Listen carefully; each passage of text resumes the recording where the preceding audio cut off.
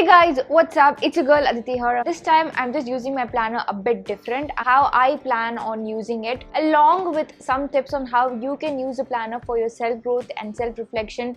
If you are really interested in bettering yourself as a person, then this video will be the best video for you guys. So without further ado, let's get started. This is from the brand Supple Room, you guys. I chose this planner called as the Protect Your Peace, and this is exactly how it looks. I really love the wording of it, and that's the reason why I got the planner. But I am not actually fond of this blue color because I really wish something to be dark and colorful. This is my previous year planner, Heal, Learn, Grow, Love planner, and I absolutely love it. I was just looking for the same planner again, but it was sold out. I just got this planner. It's a very beautiful planner. It has got a spiral bound. It's actually for 999 rupees. So there are like 4 to 5 cover designs out there. I got this one. I truly love it. And they also came up with 2 different variations. Like one is with the Viro bound and the other is like a plain hard bound. So this planner is a very decent planner. It's actually really cute. It's such a colorful little planner. Every month print is so cute and so colorful like this.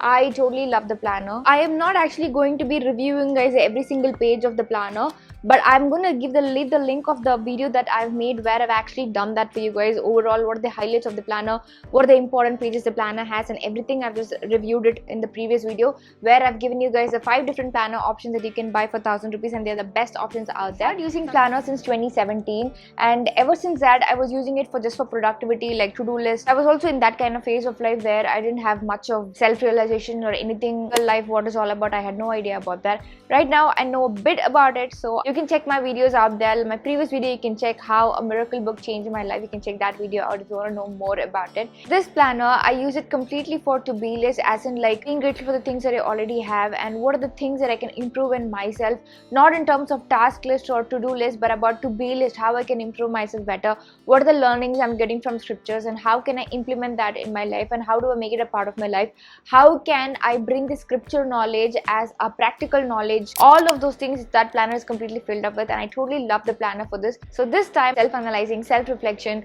self-introspection, self-awareness, and understanding where I can improve what, and how I can better my nutrition intake. All of this is basically more of a lifestyle planner. I would highly recommend you to start the self-reflection because it's one of the powerful way of understanding yourself and get in touch with your own self, instead of how to achieve and how to do it, how to just be, how to just live, how to be happy, how to be peaceful, how to get in touch with my own emotions.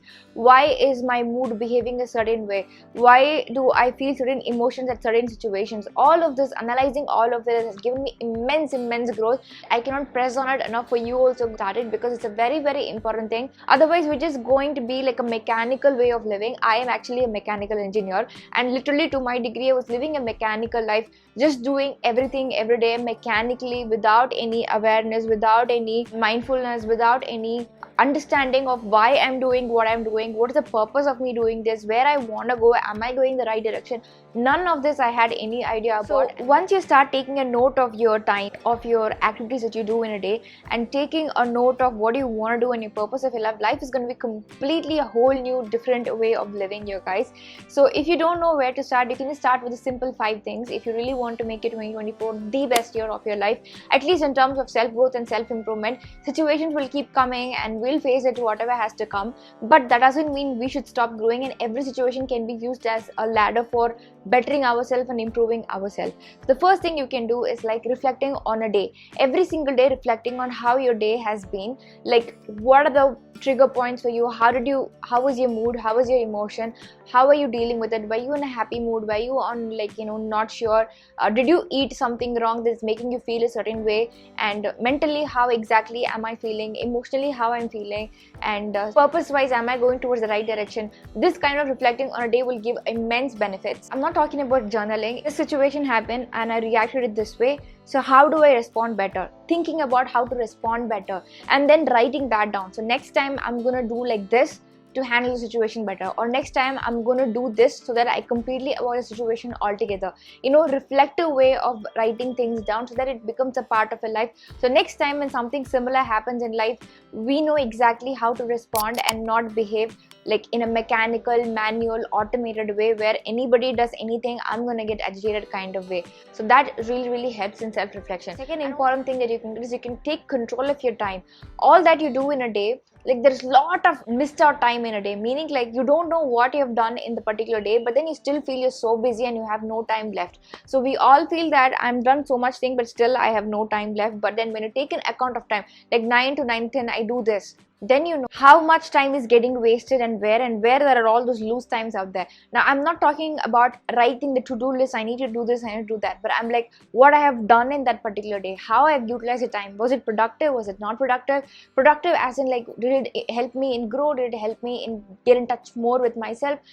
Does it reflect my true self, or it's like completely against it, or I'm just like acting based on emotions or whatever range of things the other people is throwing at me. If somebody is angry and behaving a certain way, am I also like catching up the vibe and responding in an angry way or a bad tone or something like that? Or how is my mood affecting? Or after all that scene is done, dusted and done, am I getting thoughts continuously about the same situation in my mind? All of this, recognizing it, will make the first step towards improvement, the first step towards self-awareness and growth. It's very important. The third thing that you can do is reflecting on the month. Monthly reflections are a great way of understanding what all I've learned, what all things I could improve, what all things that went a bit bad, how do I improve it, all of those is next month. And do I want to implement some new habits in my life? Do I want to get rid of certain habits that I'm doing in my life? More of a reflection as well as planning kind of monthly reflection you can do. And then I love this half-yearly, quarterly review, because it's just like, where am I progressing? Every month, every day writing is one thing, and the second thing is like, have I improved? Do I have some big goals for the year?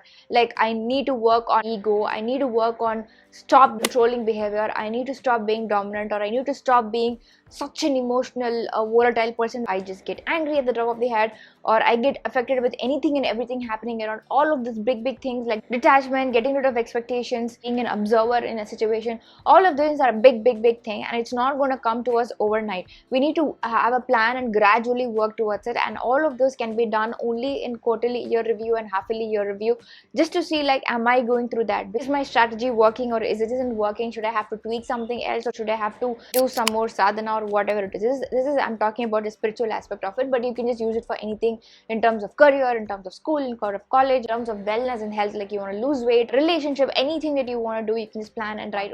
And the next comes the yearly reflection. Yearly reflection is a must do for everybody, you guys. It's like the must do if you really want to take account of your life and design the life that you want to live and you want to take your life to be. You want to take your life to where you wanted it to be. I did my yearly reflection yesterday or day before yesterday, and I had great realizations.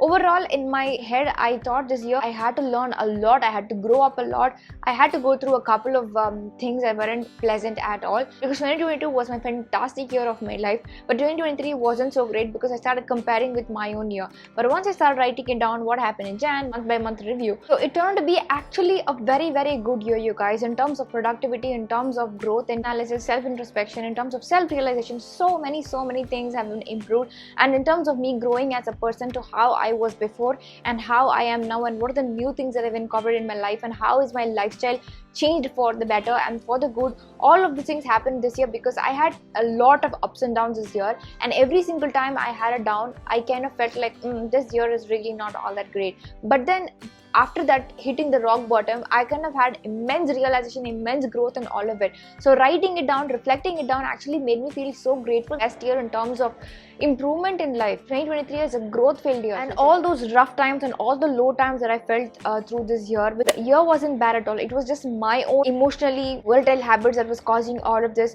but otherwise the year was great. So this year was actually like mirror for my life, like how I am supposed to take my life ahead and how I actually want to be and how I can be actually better. And all of the situations that happened throughout this year kind of molded me towards that and gave me so much knowledge in terms of health, in terms of Ayurveda, in terms of Yoga Sutra, in terms of Bhagavad Gita, Bhagavatam, scriptures, and all of it. I was able to learn a lot of it and implement a lot of it, and yeah, the sadhana filled year was really amazing.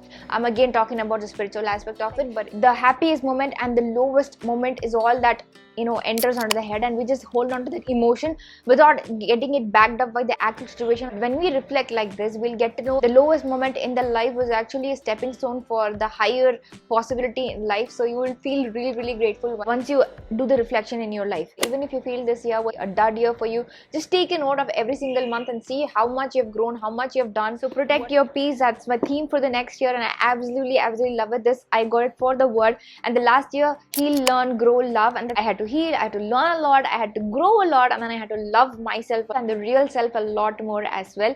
And that planner was amazing. And this year is all about the theme protecting my peace. That's the theme that I'm going to go for this year, and there's lots of teachings and lots of learnings from 2023. I'm going to take it for the new 2024 year, and that's exactly how I plan on using the planner, you guys. And let me know in the comments below how you are going to use your planner. I'm going to leave the link of the planner down below, you guys. You can just buy it at one click. I'm going to leave the link of both the wire bound as well as the hard bound, whichever you are interested in. So if you still haven't gotten yourself planner, I'm going to link of all the planner videos that I've made just as a comparison on which one is better. So you can check the one and choose the one that's best for you. Do not forget to get a planner, you guys, because planner is the only way where you can take control of your life and manage your life just the way you want and take it to a place where you want to go. Otherwise you just go like yearly, just days keeps going just like that. Because after college, after studying, there is no accountability of anything. The age keeps going, but are we really growing? Are we learning something? Are we just improving on our character? Are we just growing for the better or for the worst? All of these things, if you take an account only, you'll get to know. So do not forget to use a planner and make 2024 your best year of your life.